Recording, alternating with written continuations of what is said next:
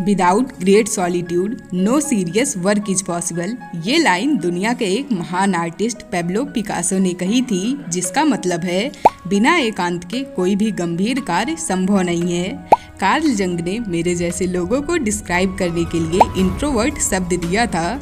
मेरे जैसे मतलब ऐसे लोग जो अपनी सारी एनर्जी अपने अंदर की दुनिया पर फोकस करने में लगाते हैं और सोशल इंटरेक्शन यानी सामाजिक मेलजोल से बचते हैं। ज़्यादातर लोग सोचते हैं कि इंट्रोवर्ट मतलब ऐसे लोग जिनमें पर्सनालिटी की कमी होती है, जिन्हें बोलना नहीं आता और कॉन्फिडेंस की भी कमी होती है। लेकिन आपको ये जानकर हैरानी होगी कि ऐसी बहुत सारी रिसर्च हुई हैं जिससे पता चलता है कि वास्तव में इंट्रोवर्ट लोगों के पास समृद्ध आंतरिक दुनिया यानी इनर रिच वर्ल्ड होता है। ये इनके दिमाग में सोच और आइडिया का एक पूरा ब्रह्मांड होने जैसा है।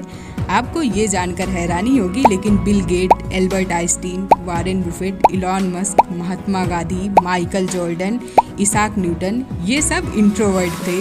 अब आप ये अनुमान लगा सकते हैं कि इनमें सेल्फ कॉन्फिडेंस की कमी थी या क्या था। इंट्रोवर्ट शांत लोग होते हैं जिनके पास बोलने के लिए शक्तिशाली शब्द होते हैं, लेकिन वो चुप रहना पसंद करते हैं। एक अफ्रीकी कहावत है कि खामोश आदमी से डरो, उसके होठ ढोल की तरह हैं। इसका मतलब ये है कि जब इंट्रोवर्ट लोग बोलना चुनते हैं तो उनके पास कहने के लिए बहुत कुछ होता है। उनके चुप रहने का ये मतलब बिल्कुल भी नहीं है कि उन्हें बोलना नहीं आता या उनके अंदर कॉन्फिडेंस की कमी है। इंट्रोवर्ट लोगों के अंदर बाहरी दुनिया के शोर को कंट्रोल करने का एक गजब का यूनिक टैलेंट होता है, जैसे कि बिना किसी परेशानी के एक मटर के दाने को पचाना। ये लोग दूसरों को सुनने और ऑब्जर्व करने में माहिर होते हैं और दूसरी ओर बिना किसी उद्देश्य के लगातार बात करना बेलगोबल विचारों और ऊर्जा को बर्बाद करने जैसा हो सकता है। इसीलिए इंट्रोवर्ट होना कोई कमजोरी नहीं है, बल्कि अपनी ताकत और सुंदरता के साथ ये एक विशेष गुण है। अगर आप इंट्रोवर्ट हैं तो कॉन्ग्रेचुलेसन। कार्ल जंग ने लोगों को दो कैटेगरी में बांटा था। पहला एक्सट्रोवर्ट जो सबसे बात करते हैं और सोशल रहते हैं। दूसरा इंट्रोवर्ट जो खुद की दुनिया पर अपनी सारी एनर्जी लगाते हैं। देखा जाए तो ज़्यादातर लोग ना तो इंट्रोवर्ट होते हैं ना तो एक्सट्रोवर्ट होते हैं, वो इनके कहीं बीच में आते हैं। तो हम कह सकते हैं कि ये पूरी तरह से ब्लैक या वाइट नहीं है, ये शेड्स ऑफ ग्रे जैसा है। अगर मैं अपनी बात करूं तो मैं सुपर इंट्रोवर्ट हूं। अपनी फैमिली के हिसाब से मैं उस पॉइंट तक इंट्रोवर्ट हूं जहां ये थोड़ा सा अजीब भी लग सकता है। इसका एक बड़ा कारण ये है कि मैं खुद को हैरी पॉटर का वो इनविजिबल कॉक पहने हुए और हर किसी से दूर रहने की कल्पना करती हूँ, क्योंकि मैं रेगुलर लोगों के बीच होने वाली बातचीत नहीं सुनना चाहती, जैसे कि फिल्में, सुपर हीरो, खेल, सेलिब्रिटी घोटाले, आपने खाना खाया कि नहीं, आपने ये जूते, आपने ये कपड़े कहाँ से लिए।